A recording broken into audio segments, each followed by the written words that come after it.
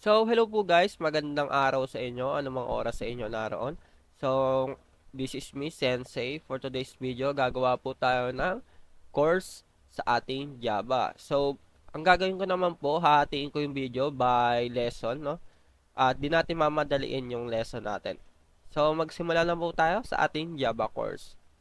So, our objectives for today's video, understand the basic principles of Java programming language. So, to gain a basic understanding of Java syntax.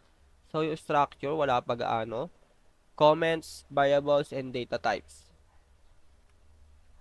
Yung data types pala, tama. Matatopic din natin yung data types. What is Java? So, Java is widely used programming language for coding web applications. So, ito nga, kaya widely used kasi hanggang ngayon ginagamit pa rin siya for over 2 decades.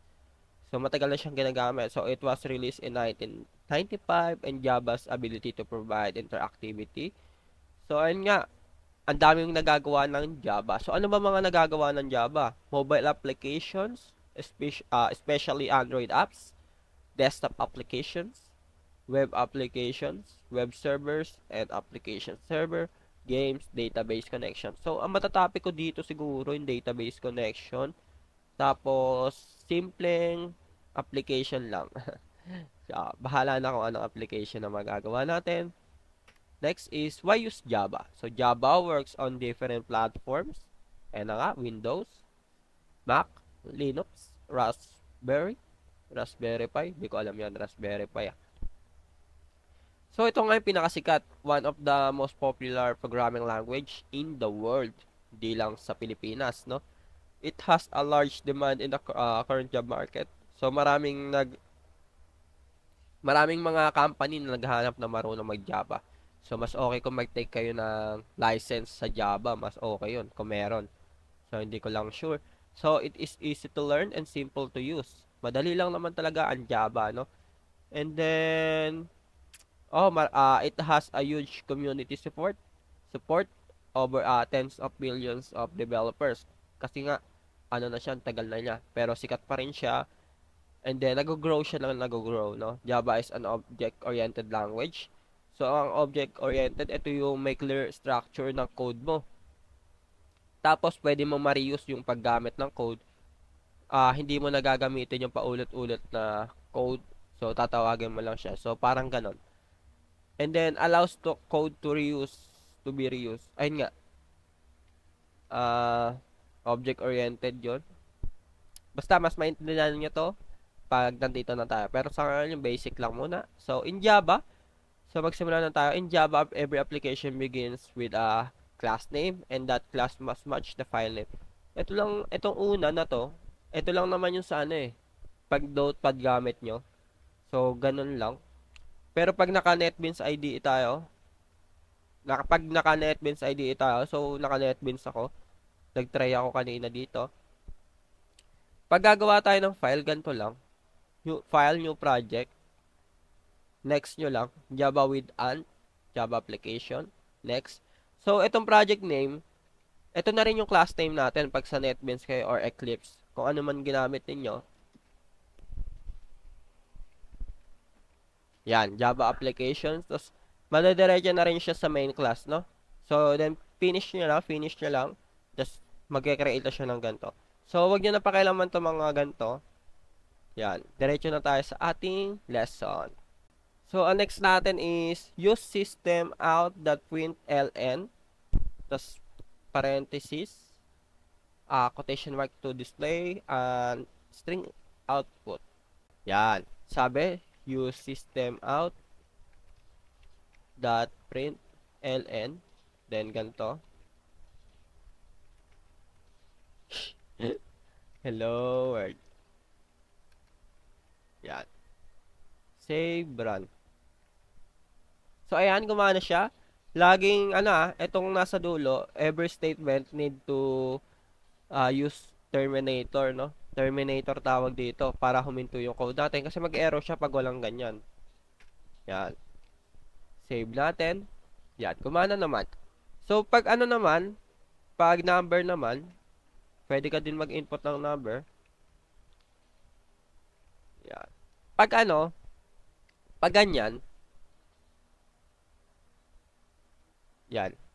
So, 5, string yan, hindi yan number. Sa coding, ito yung sinasabi nila sa mga memes na 5 is not a number, no? It's a string. So, ito yon. Para maging 5 siya, number siya, alisin niyo yung quotation mark, then lagay niyo siya. So, yan. Ano na siya? Integers na siya, no? Ganyan. So, ito po yung sample output natin. So, itong ln na to, so ito pong ln is next line yan. Ibig sabihin, pag wala yan, tatabi siya, no? Tatabi siya. Tatabi yung kasunod na magpiprint. So, run natin.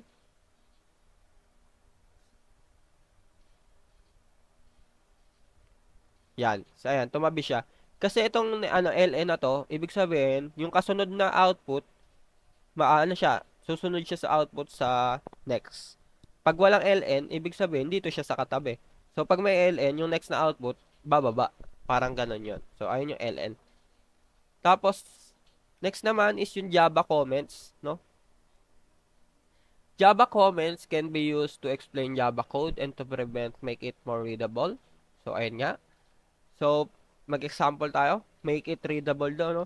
For a single line comment, we will use a double slash. Then, parang ganito, display hello world and 5. So, parang ganyan yung pagko-comment natin, no? Inaano natin to kung ano yung ginagawa sa code natin. So, yung multi-line comment, parang ganito. Yan. Space nyo lang. So, ayun yung multi-line comment. Pwede natin ilagay yan. So, hanggang saan natatapos, no? Ito yung opening, ito yung closing statement ng comment natin. So, ganyan po yung comment. Single line comment and then multi-line comment. So, ayan po. Ang next naman po natin na topic is yung variables. Next na din natin yung data types. Pero variables muna tayo. So, variables are containers for storing data values. So, ito yon, storing data values. So, ito yung data type, variable name equals sa value. So, gawa tayo ng value or ng variable. So, gawa tayo type, mag-example na lang tayo ng basic type, string, name, ito yung variable name, kahit ano naman to, string, first name, basta variable name natin yan, equals sa value. So, sensei, then terminator. So, ito po yung ating variables, no? May type, may variable name, and then value. Then, para mag ano tayo, display, yan, para mag-display tayo, tatawagin lang natin yung first name, din na natin kailangan tawagin tong sensei, no? Yan, run natin. So, ayan, lumabas na siya. So, sa, pag di-display, tatawagin lang natin yung variable name. Yan. Pagkatapos nyan, try natin yung isa pa. Int naman, number. Yan. Then,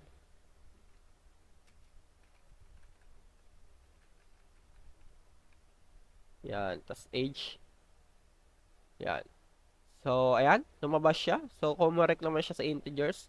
And then, age. So, yung string is data types. Yung int is data types. So, next na natin na topic yan.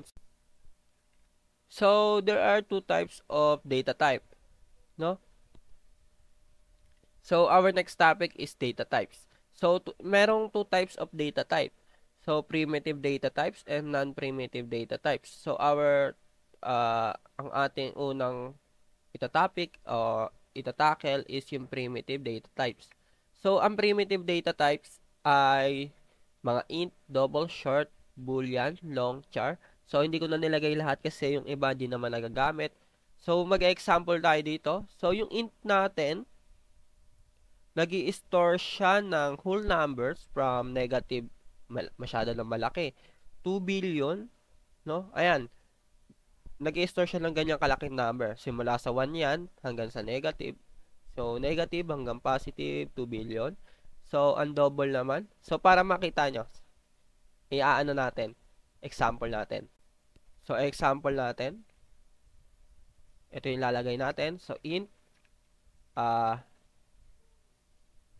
integers equals. So, ilalagay natin to negative muna.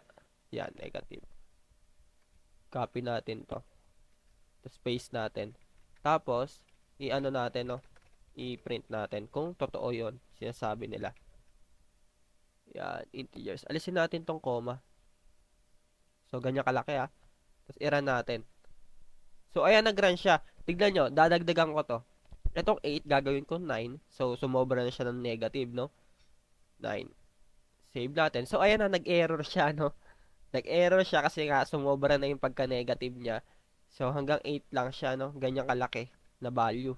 So, ito naman, itatry natin kung totoo din tong positive na to. Alisin natin yung comma. Comma. Save. Run. So, ayan, totoo yan. Then, pag dinagdagan natin, error na. So, ganito lang kalaking value yung inaano ni integers. Next naman is yung double. Stores fractional numbers sufficient for storing 15 decimal digit.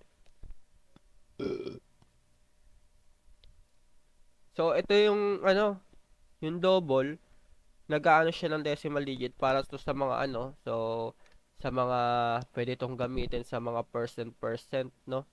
Yung mga may point. So, double, 20%, no? 20% equals 100, 0.20. So, pwedeng ganyan. Pwedeng ano, pero tignan nyo sa int ha, hindi gagana sa int. Int age 0.20. Kahit yung ano lang eh, 5.5 eh. Ganyan, bawal yan sa int. So, sa double pumapasok yung mga ganyan. So, hanggang 15 digits, 2, 3, 4, 5, 6, 7, 8, 9, 10, 11, 12, 13, 14, 15. So, gumana. Pag 16, gumana rin. 18, 19. So, error to eh. Wait lang. Nasiman na natin error. Save. Diba sabi hanggang ano lang? Hanggang ilang digit lang. Pero pag inano natin, pinrint natin. Save. So, ayan nga, hanggang ano lang yung pinrint niya. 15 digit. So, totoo naman. Pero pwede siya mag-store pa rin ng ganyan. No? Yan. Next naman natin is, ang next naman natin is yung short. So, parang int lang naman din tong short, no? Pero hanggang dito lang. So, hindi ko na siguro, ano ng example yan. So, next na natin yung boolean. No, boolean. Boolean is 20. True. Parang mga ganyan, no? True. Pag pinrint natin yan, is 20. Yan. So, ganyan, yung boolean, ayan, lumabas yung true. So, and true or false lang naman tong boolean. So, ginagamit tong boolean sa mga, ano eh, medyo malalalim na to eh. Sa mga function na, mga method ginagamit ng boolean. Pero, pinakita ko lang sa inyo, no? Bigyan ko kayo ng example na medyo advanced. Para sa mga beginner advanced. Pero, sa pag may nanood kayo, ganito. Int age equals 20. Boolean is 20 equals false. Yan. Ano ba? If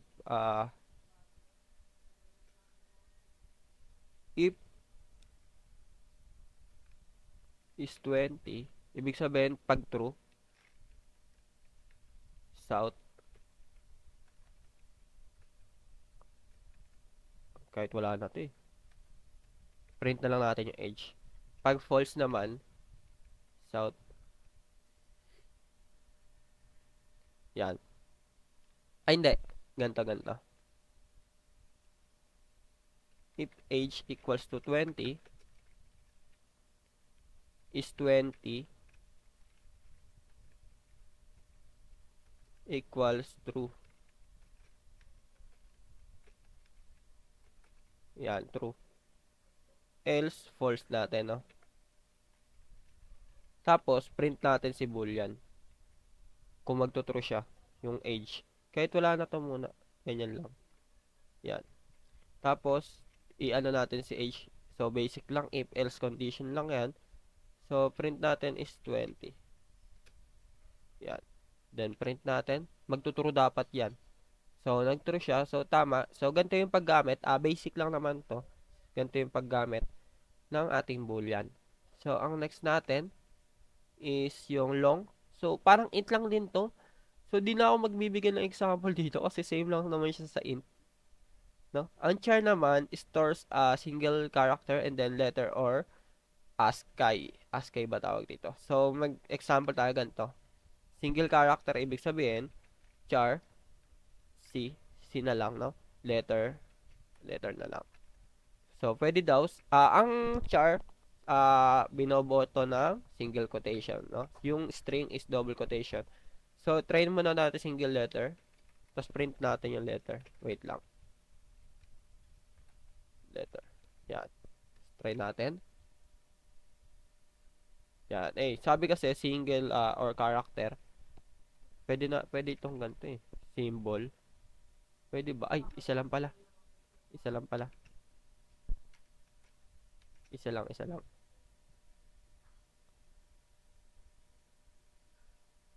Dami na nakaran. So, ayan. Pwede siyang ganyan. Tapos yung ASCII. Tatry natin yung ASCII. So, ganito pala.